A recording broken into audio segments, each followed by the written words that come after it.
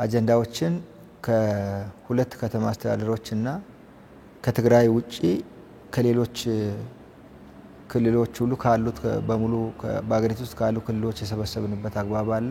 ተሳታፊዎችንም የለየንበት አግባብ አለ። በዋናነት ይሄ የኢትዮጵያ ሀገራዊ ምክክር ኮሚሽን የሚካሄደው በኢትዮጵያውያን ነው። የኢትዮጵያውያን ፕሮጀክት ነው። በአገር ባለቤትነት የሚሰራ ነው። ከትግራይ በስተቀር ከሌሎች ቦታዎች ሁሉ አጀንዳ የማሰባሰቡን ጉዳይና ተሳታፊ የመለየት ጉዳይ ያጠናቀቅንበት አግባብ አለ። ከትግራይ አንፃር እንግዲህ በቀጣይ የሚሰሩ ስራዎች ስላሉ ያንን እየጠበቁ ከመቆየት ጎን ለጎን ማስኬድ ይሻላል በሚል ነው።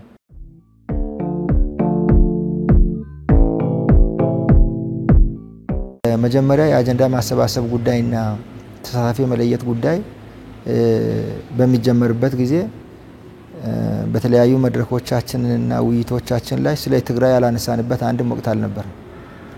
በዛ ልክ ከጦርነት በኋላ ከፕሪቶሪያ ስምምነት በኋላ ደግሞ አንዳንድ በዛ ክልል ውስጥ የሚነሱ ነገሮች ስላሉ እንዴት ባለ መልኩ እነዚህ ነገሮች አልፈን ወደዛ እንገባለን የሚለውን ጥያቄ ነው እያነሳን ያለነውና በዚህ ደረጃ እዛ ሄደንም 2-3 ጊዜ አወያይተናል። የሚመለከታቸውን አካላት ከነሱ የተወከሉትንም ሰዎች በአዲስ አበባ ደረጃም አነጋግረናል። የፌደራል መንግስቱንም እያነጋገርን ያለነው የጊዜያዊ አስተዳደሩንም እያነጋገርን ያለነው በጋራ እንሰራለን የሚል ነገር ነው የሚነሳውና በዋናነት እንግዲህ አንዳንድ ቦታዎች ላይ እዛ ለውይይት ምቹ የሆኑ ሁኔታዎች አልፎ ይኖራሉ። ከዛ በኋላ ደግሞ በአጠቃላይ በትግራይ ላይ እነዚህን ስራዎች እንሰራለን በምንልበት ጊዜ የተወሰነ ቦታን ብቻ መሰረት አድርገን አይደለም የምናደርገው። በኢትዮጵያ ውስጥ በሌሎች ክልሎችና ወረዳዎች ያሉት ተሳታፊዎች አመተን እንዳሳተፈን ሁሉ እዛም ምልዓተ ህዝቡን ያሳተፈ ስራ መሰራት እንዲችል ሌሎች አካባቢዎች የተሰሩ ስራዎች እዛ እንዲሰሩ ለማድረግ ነው ጥረት እያደረግን ያለነው።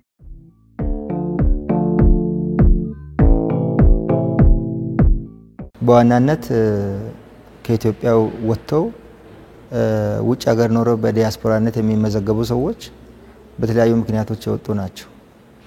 በተለያዩ ምክንያቶች የወጡ ሰዎች ደግሞ ወደ ሀገራቸው ተመልሰው ራሳቸውን የማይጠቅሙበት ሁኔታ እንደሌለ በመገንዘብ ነው። ስለዚህ ለሚሰጡት ድጋፍና እርዳታ እጃቸውን በሚዘረጉበት ጊዜ ተቀብለን በአጠቃላይ ያላቸውን ኮንሰርን እና ያላቸውን ስለ ሀገራቸው ያላቸውን አመለካከት ሳይቀበሉ ማለፍ ትክክል ስላልሆነ ነው። ትውልደ ኢትዮጵያውያንና ኢትዮጵያውያን ለወደፊቱ ወደ ሀገራችን ተመልሰን እንስራ፣ እናልማ፣ እንማር፣ እናስተምር ቢሉ እዚህ ሀገር ውስጥ ኢትዮጵያ ውስጥ አትገቡም የሚባልበት አግባብ የለም። ስለዚህ የተረጋጋች ኢትዮጵያን ለመፍጠርና በአጠቃላይ ራሳቸውን ጠቅሞ ሀገራቸውን መጥቀም እንዲችሉ እነሱን ማሳተፍ ወሳኝነት ያለው ስለሆነ ማለት ነው። ተገፍቶ ይወጣ አለ።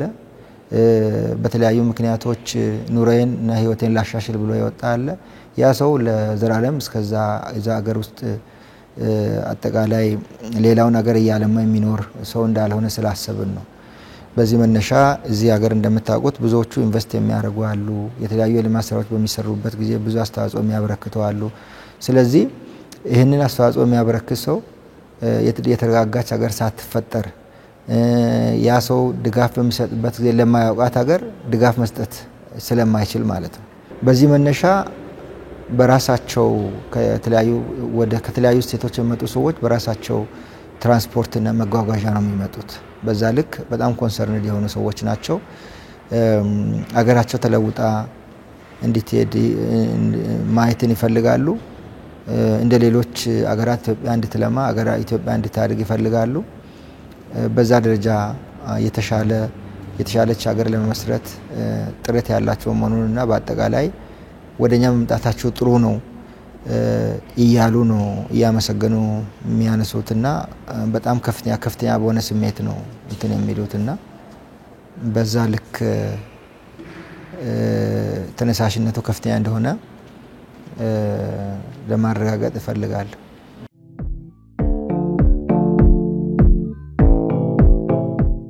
እንግሊዝ ለንደን በሚደረገውና ከስዊድን ስቶክሆልም ከሚደረገው አጀንዳ የማሰባሰብና ተሳታፊ የመለየቱን ጉዳይ የኛ ባልደረቦች አጠናቀው ይመለሳሉ።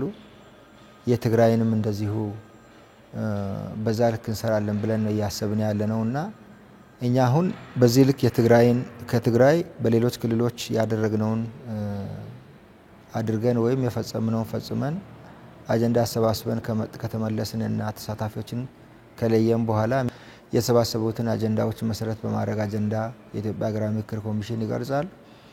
ከዛ በኋላ አጀንዳው ከተቀረጸ በኋላ አወያዮች የሚመደቡበት አግባብ አለ። አወያዮች የሚመለመሉበት አግባብ ስላለ እነዛን አወያዮች እንመለምልና ስልጠና የምንሰጥበት አግባብ አለ።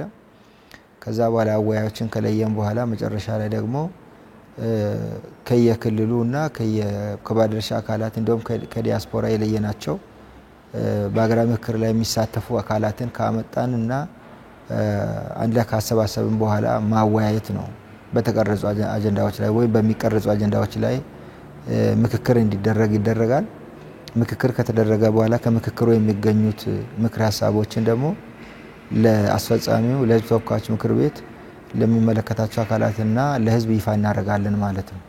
ከዛ በኋላ ከምክር ሀሳብ ካቀረብን በኋላ እንዴት ባለ መልኩ ነው ይሄ ምክር ሀሳብ ተግባራዊ ሊሆን የሚችለው የሚለውንም በተመለከተ እቅድ በማውጣት የሚመለከታቸውን አካላት የምንደግፍበት አግባብ አለ። መጨረሻ ላይ እንዴት ባለ መልኩ ነው ይሄ ነገር የሚፈጸመው የሚለውን በተመለከተ ያፈጻጸም ስርዓትን አስመልክቶ እንዴት ነው እየተፈጸመ ያለው የሚለውን ክትትል ለማድረግ ያፈጻጸም ስርዓት ክትትል የሚደረግበት ስርዓት ይዘረጋል ማለት ነው። መንግስት ወይም የሚመለከታቸው አካላት ምክር ሀሳቦችን በምን አግባብ ይፈጽማሉ በሚለው ነገር ላይ እቅድ በማዘጋጀት ኮሚሽኑ ይደግፋቸዋል። ከዛ በኋላ ደግሞ ይሄ ስራ ከተሰራ በኋላ አንድ ጊዜ ሰርተው መወርወር ብቻ ሳይሆን እንዴት ባለ መልኩ እየተፈጸሙ ናቸው የሚለውን በተመለከተ አፈጻጸሙን ለመገምገም የሚያስችል የአሰራር ስርዓት እንዘረጋለን ማለት ነው።